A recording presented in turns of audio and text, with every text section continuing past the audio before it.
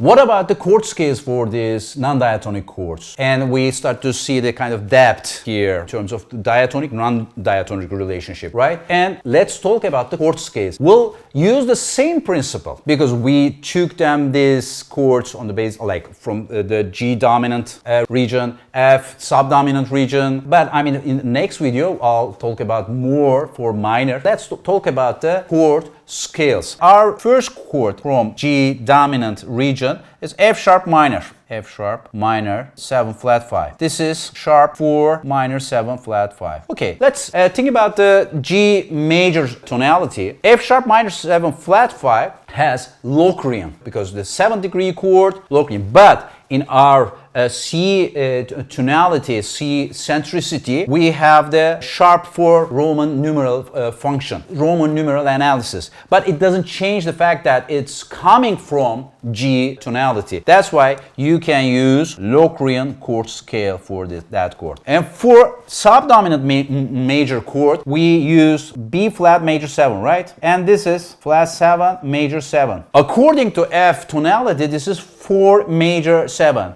That's why we can use Lydian for that chord. Okay, let's see what's happening in C tonic region. We use just E flat major chord. This is flat 3 major 7, and this is flat 3 major 7, and this is Ionian. And for the F minor region, we have F minor 7. This is 4 minor 7, and B flat dominant 7. This is 7. And for F minor region, we need to look at the minor tonality, and we'll talk about in our next video. But we use the 3 minor scales, natural, the F minor coming from the natural minor. That's why we use Aeolian. And B flat dominant 7 is coming from melodic minor. It's called Lydian flat 7. And for our A flat major 7 and for D flat major 7, we used Ionian because our base for A flat major 7 is F natural minor. For the D flat major 7, we use Lydian. And this is flat 6 major 7.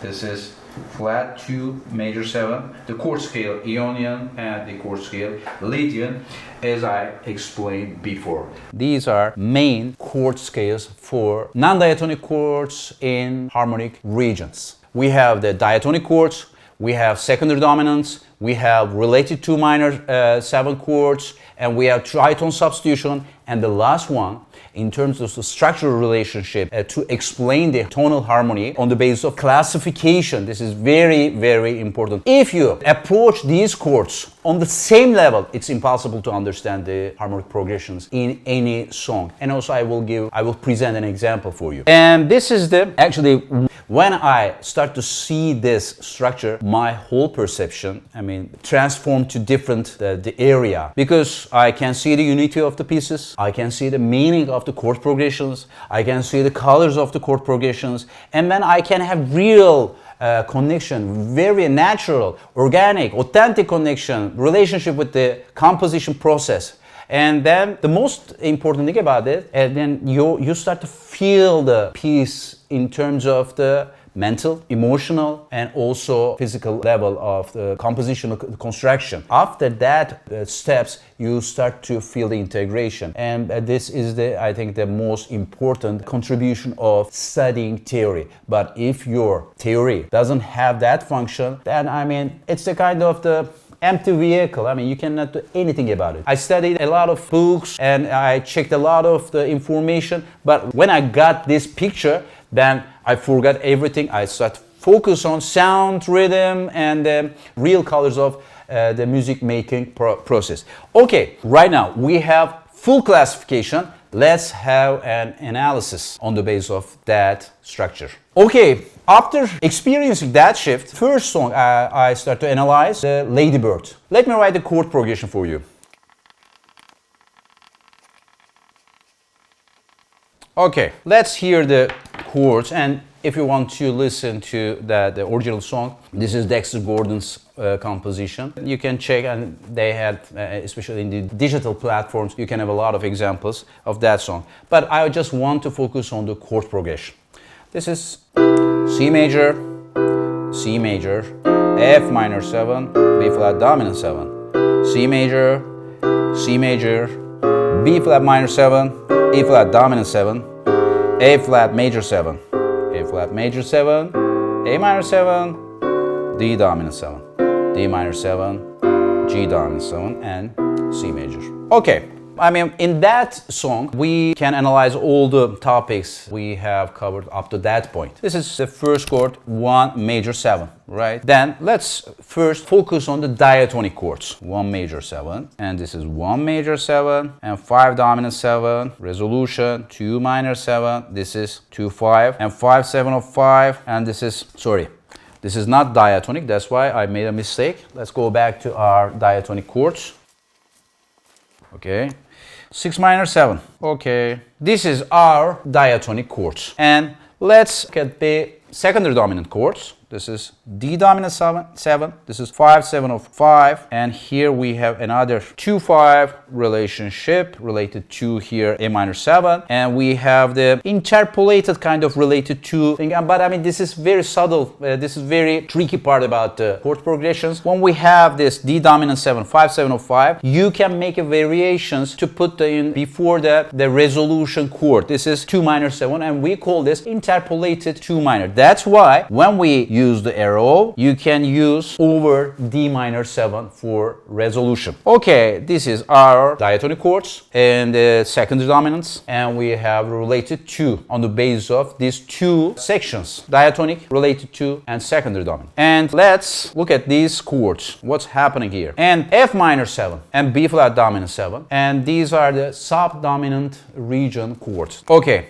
this is 4 minor 7. This is flat dominant 7. Okay. And on the basis of course, this is non-diatonic chords, and they are coming from a subdominant minor region. But in terms of internal structure, they have the related 2 minor relationship. Look at this, because we have minor 7, and we have right after F minor 7, we have B flat dominant 7, minor 7, dominant 7, and the relationship is based on fourths and fifths. That's why we can label that two chords as related to minor, and that's why I use bracket here. And we have flat 6 major 7. This is another subdominant minor chord, and this is another tricky part about that progression. This is E flat dominant 7. And don't forget what I will say for the secondary dominant. Secondary dominant chords are always connected with diatonic chords. Don't forget this. If you lose that connection, then your analysis would be very complicated, because most of the common mistakes about that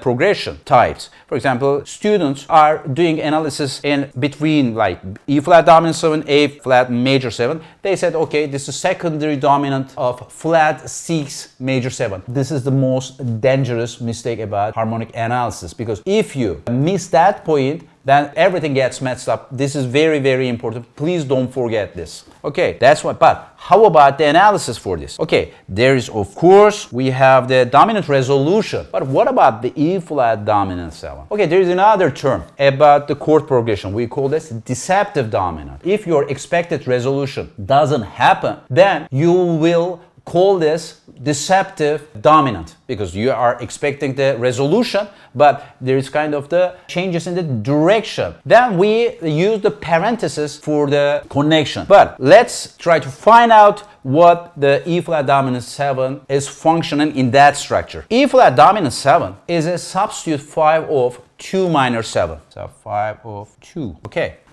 For our E flat dominant 7, we use the parenthesis to show that deceptive relationship. This is sub 5 of 2, okay? And because of a lack of the real resolution for the diatonic chord, just 2 minor 7, we write parenthesis for this. But even though there is deceptive quality, but there is the dominant resolution pattern happens here. That's why we need to use the arrow, okay? And we don't need to use the B flat minor 7.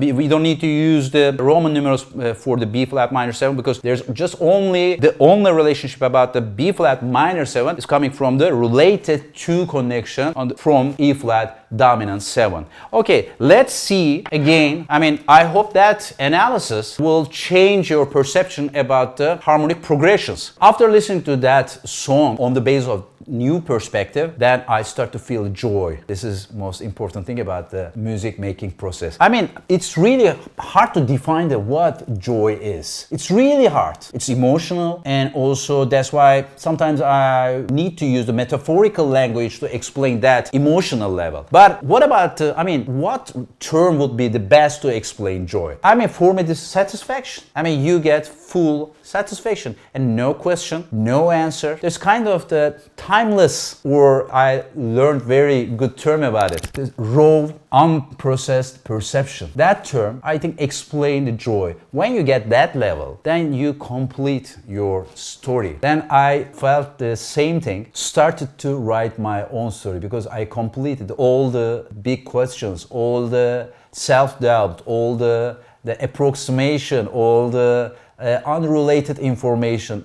After getting that shape in my life, I start to write my own story. And also, this is gonna happen for you. I believe, this is valid for all, for all of us, for all human beings, and for all people. But when we get that kind of connection, then theory makes sense. Otherwise, forget about it.